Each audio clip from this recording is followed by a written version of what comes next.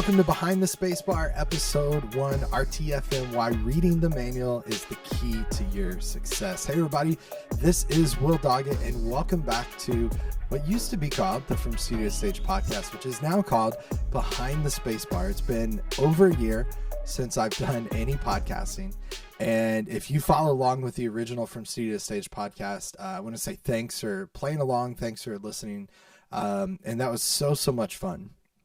What happened towards the end of the podcast is I really had this drive and desire to do what I was calling at the time Behind the Spacebar, and it was this segment and focus on Playback Tech. And I have some really incredible interviews recorded, some of which you still have not heard, that I have not released. And I got 3 episodes into that, and I got to be honest, I was just burnt slap out.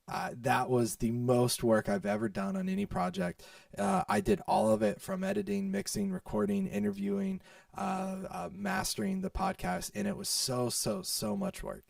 And so I just gave up. I just absolutely quit. And I think, one, that's unfair to you, those of you that are listeners that have been following along, really enjoy the podcast, and it's 100% unfair to the folks like Mike McKnight, Laura Escudé, Pablo Munguia, Eric Morris, great friend of mine, a lot of just people that took their time up to do interviews. And so here's what I want to say. One, the podcast is back. It's weekly, Monday mornings, 10 a.m. Central. It's now called Behind the Spacebar, which is going to make a little more sense. The company is From Studio Stage. The podcast is Behind the Spacebar. We also launched a podcast particularly for worship leaders and musicians, production techs, called Volunteer Friendly, that's out Thursdays at 10 a.m. Central if you want to listen to that. But I will re-release that content that we were working on before. I've kept all of it archived on this page, which may be a little confusing for some people. If it gets confusing, I'll remove them. But there's a lot of really great previous episodes, but I want to start fresh. So episode 1, we're starting fresh out of the gate. This podcast is going to be focused all on tips and tricks for playback techs or people running tracks on stage. And we're going to be able to talk, in tutorials, we talk a lot about the how. This podcast is going to be a little more relaxed, a little more chill, and we're going to talk about the why some. And then we'll talk about some of the like philosophy behind things, the way to think about things, not necessarily how to do this particular thing in Ableton Live, or not even necessarily what audio interface is best or things like that. And that'll be some of the stuff we talk about. But I think I want to talk about some of the head stuff. You know what I mean? Like today's topic, RTFM. Took me forever to record this intro because I kept laughing. RTFM, why reading the manual is the key to your success. I've just thought through things that have helped me personally, things that have benefited, folks that I've worked with that I enjoy to work with. And there's these similar skills that I think that are super important. I'm not saying the skills I have are the skills that are important, but Behind the Spacebar is all going to be talking about some of this stuff. So let's get to it. So again, I want to apologize for the absence. I logged into Apple Podcasts last week as I was preparing to start re-recording, and saw that it was, over a year ago that we initially recorded. And so apologize for the delay, but I promise we're back on it. I am releasing content every single day starting in 2022. So every single day, 10 a.m. Central, you can find content, podcast on Monday and Thursday. There's also another podcast I'm potentially cooking up. So if these go well and you guys enjoy them, then we'll keep going. So this is going to be super fun. So I'd encourage you. Also, for the first time ever, this is a video podcast. So if you're listening on the Apple Podcast app, which is great, stay there. That's awesome. But you can find it on YouTube. You can search the app stores, any app store for From Studio to Stage, and download the From Studio to Stage app. At the time of recording this, it's available for iPhone, Apple TV, iPad, M1 Mac. You can download and listen there. You can listen at FromStudioToStage.com. And then soon it'll be on Roku, Android, all those places. So by the time you hear this, it may actually already be out. So just search for From Studio to Stage. So do me a favor. We're all going to chill, relax, grab a cup of coffee. I've got a nice iced coffee here, and we're just going to hang out and have a good time. So if you want to watch the video podcast, that's great. You can watch me drink coffee, which is quite delicious. So I'll have a couple sips throughout the show.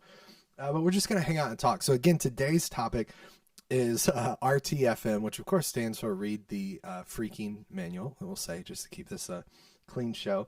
But the subtitle for this is Why Reading the Manual is the Key to Your Success. One of the things I thought of when I was thinking about this, the first time that this concept, like this is something I've done, is when I get a product, I read the manual. One of the keys to my success, someone emailed me, and I apologize, I forgot who it was, but emailed me a couple months ago and said, Will, how did you learn what you know? And I said, it's a lot of trial and error, but the most important thing was I read the entire Ableton Live manual. And they said, I've been kind of holding off, not knowing if I should do that. In fairness to them, like, I think a lot of people haven't read the entire Ableton Live manual, but I can say, I mean, for me, that's like one of the things that's been super key and super important to my success as an Ableton certified trainer. But this came up to me, reminded me, the first time I read this book was maybe the first time I thought about this, but Mark Cuban has a book called How to Win at the Sport of Business. And he's obviously the owner of the Dallas Mavericks. He's on Shark Tank. He invests in a lot of different things. But this is a really good book. It's a short book, really short read. I mean, I think I read this in, actually, I don't even know how many pages are. It's $4.99 on Kindle. Super cheap. I actually read this as an ebook thing, which I never read ebooks. I always read the actual hard copy of it or paperback, whatever. But it's a really, really good book. I really enjoyed it. But one of the things Mark said in that book is he talked about how he basically learned how to work with computers just by reading the manual, and how he essentially started his computer business just by reading the manual, and then people showed up and asked how to do stuff, and because he had read the manual, he knew, and he charged them, and he solved their problem, and that's how he built a business. And it was funny to me because it was really similar. I do a lot of stuff on YouTube, and have done YouTube videos for quite a while, and I'm doing more of that now. Like I said, in 2022, releasing a piece of content every single day, which is just absurd. You talk about being burnt out a year ago from the podcast. My solution is to do that work times 7, but we'll see how it goes. It'll be great. It's going to be fun. But I've done stuff on YouTube for a long time. And one of the things that's always interesting when you do YouTube videos, and my wife and I have talked a lot with my son about this, because he's at the age and the season of life where he really wants to get into YouTube. He wants to be a YouTuber, and I'm fine with that because I make some money. It's a small amount of money, but I make some money every single month from YouTube, and it's the main marketing input to my business, so I know it's a valid thing. So I'm like, that's great. One of the things we constantly talk to him about is just being aware of, there's people in the world that are just unkind people, and they'll leave comments and they'll say things, whatever. You got to be prepared for that. And so I've shared examples with him of people just being like jerks and saying stuff in YouTube comments. But one of the things I routinely get, and this is the reason I have 2 podcasts and release a piece of content every single day, and I still have things to say, is I tend to talk a lot. I tend to be more interested in the why than just the how. And that doesn't always go really well on YouTube. That's why, again, I'm super excited for this podcast. As you can see me like leaning back in my chair, getting relaxed. That's why I'm super excited about this podcast as a way to just kind of hang and take our time and explore different subjects and talk about things, because you have a little bit more time to spend on the why and not just the how. But one of the comments I get often on YouTube is, man, this video is 15 minutes long. It could have been 2 minutes long, blah, blah, blah. And, or people will say, like, I just did a video. It hasn't released at the time of this release, and it hasn't released yet. That is answering something for worship leaders. And it's like a 22-minute video where I walk through it. And I know some jerk in the comments will be like, this is the answer. Don't watch the video. Just here's the answer, kind of thing. And that's fair. But I see this continual theme, and I don't want to poke on people that are on YouTube, but again, a continual comment of like, this should have been a 2-minute video. And I'm like, well, my first thought is, if you think it should have been a 2-minute video, then why don't you go turn on a camera, build a studio in your home, and record a 2-minute video so we can all watch your 2-minute video. And of course, people that comment on YouTube videos are not going to create, they're going to critique, and that's fine. There's some good stuff about things people say. You can learn. You should be shorter. You shouldn't talk as long, blah, blah, blah. Those are all good things. But what I continually think when those comments come up, and I jokingly, I don't think I've written this yet, is I want to say, why don't you just read the manual? Like, if you read the manual, you wouldn't be watching my video anyway. And this is the reality. This is kind of, I believe Mark says this in the book again, How to Win at the Sport of Business. I'll include a link in the show notes to the book if you want to check it out. It's a great book. But he says this in the book, and I think it's a similar thing. It's like if people would read manuals, he's like, I would be out of business. And that's the same thing for me. I have an entire business built on teaching people how to do things. Now, there's more than just a manual as a way to learn stuff. You get experience. You use stuff.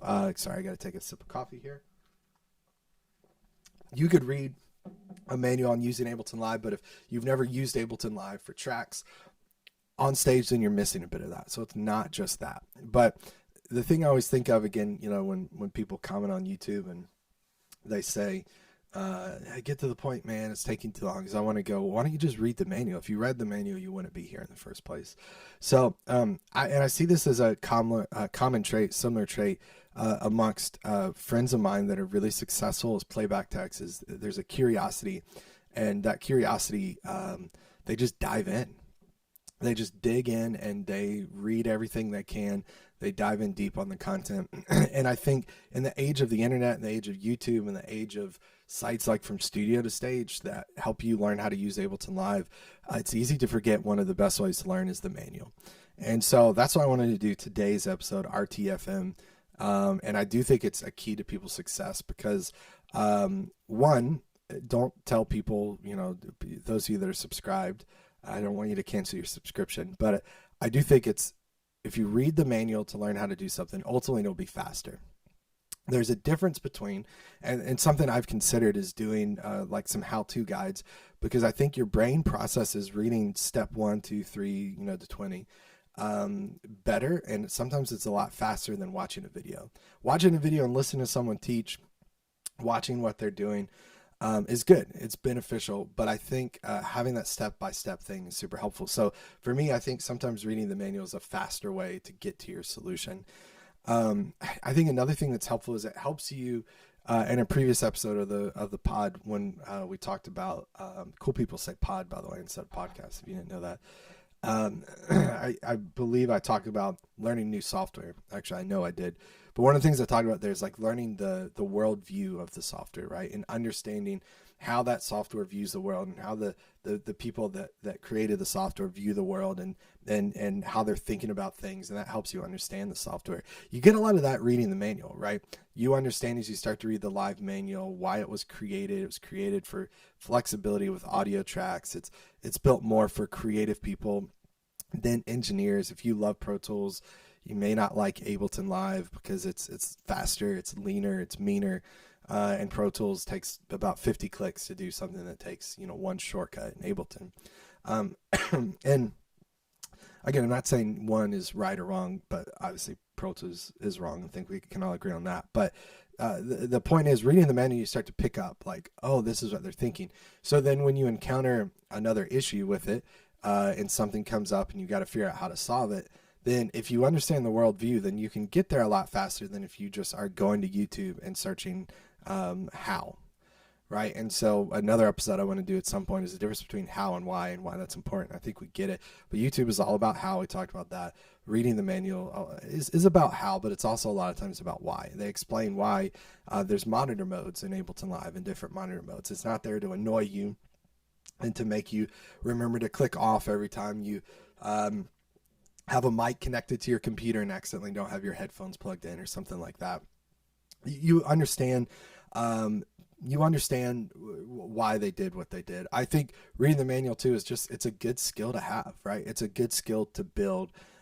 It's a discipline to have. It's the same reason why sitting down and reading a book, you can't see it, but above my shoulder, I've got a series of books by my favorite fiction spy thriller author Brad Thor, hanging up there, and I own all his books, and they're really good.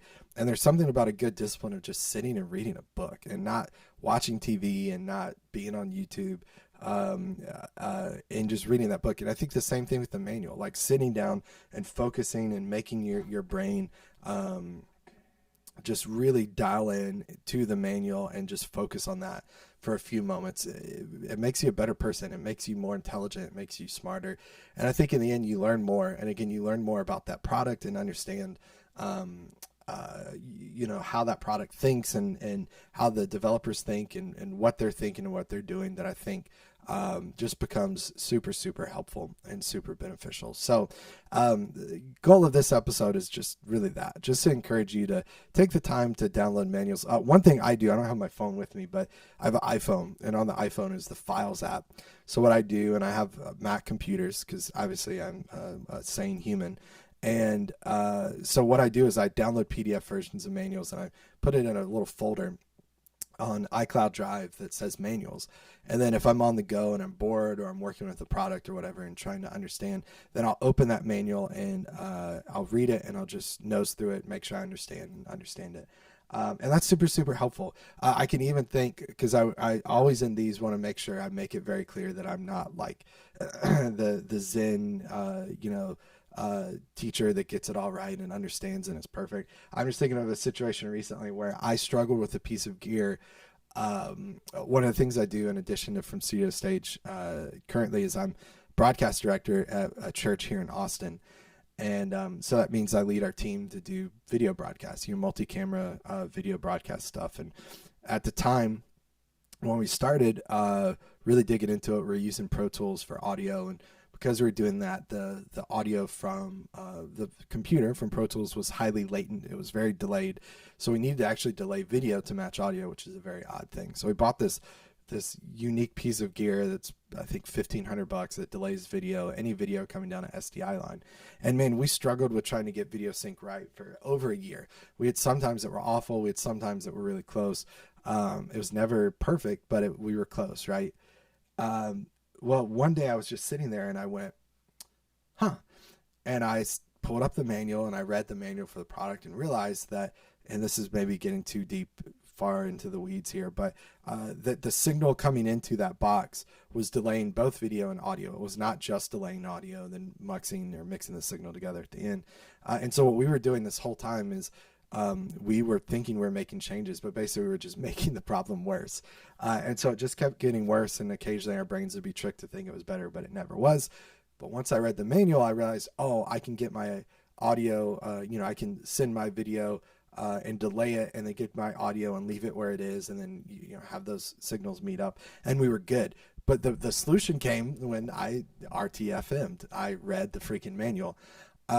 And that was after like a year. And so I say that to say, I think this is a really important skill. I don't do it right all the time. And we live in a world where, man, it's way more convenient to just Google and search on YouTube. But it's something I think we all should be doing, especially if you're out on the road and the downtime you have. I mean, instead of getting yourself in trouble, instead of being bored all the time, or binge watching, whatever Netflix series you want just constantly, download some manuals and read them. And I think it'll be super, super helpful. So I'd love to hear from you. Are you a manual reader? Does it help you? Have you found that beneficial? Is it something you're considering starting? So wherever you're watching this, listening, just leave a comment below. And again, would love to hear from you. If you want to kind of join in the conversation with the rest of the community, that you can go to behindthespacebar.com. behindthespacebar.com. You're going to want to look for episode 1, which is this episode. And you can just comment on this page. And again, let me know, are you a manual reader? Do you find it beneficial? Have you tried it and it's not beneficial? You go to YouTube, or is it something you want to start? I would love to hear from you guys. And if you want some free resources to help you run tracks better, run tracks like a pro, or maybe you're a pro and you want to be more of a pro, then head to FromStudioToStage.com/free. FromStudioToStage.com/free. There's tons of free resources, tutorials, training that you can grab there, again, for free to dial in. And it's going to help you, again, learn to run tracks like a pro. I hope you enjoyed this episode. Again, this is going to be more chill than like a tutorial. Again, that's why I got a cup of coffee here. I'm leaning back in the chair, having a good time. Hope maybe you're listening to this on the way in to work, or maybe you're traveling to a gig and listening to this in the airport or whatever. Maybe you're watching on YouTube, watching on From Studio to Stage. I think I mentioned this in the beginning. Search the app stores, any of the app stores for From Studio to Stage. At the time of recording this, iPhone, iPad, M1 Mac, Apple TV. You can download the From Studio to Stage app for free and watch all of this content. And then very soon, hopefully Q1 of 2022, will be everywhere. Roku, Fire TV, Android as well too, and you can watch this content. But this is super fun, man. I enjoy this. It's been over a year. Glad to be back. Again, I apologize for the delay. And to help with my burnout, I've decided to make more content than I've ever made in my life. So we'll see how the end of Q1 I feel of 2022. But thanks so much for listening. Do me a favor, if you're on Apple Podcasts, like and subscribe. Leave a rating and review. If you're on YouTube, do me a favor, hit subscribe. That definitely helps us be seen by more people. Hit like, all those things. And again, if you want to join in the conversation, go to behindthespacebar.com, search for episode 1, which is this one. And with that, we'll see you next week, every Monday. And I'm committed to it. So you find me here, because I'll be here every Monday, 10 a.m. Central. Episode goes live of Behind the Spacebar. We'll see you next week for episode 2. Thanks for joining me, everybody. This is super fun. Glad to be back. We'll see you next time. Take care. Bye.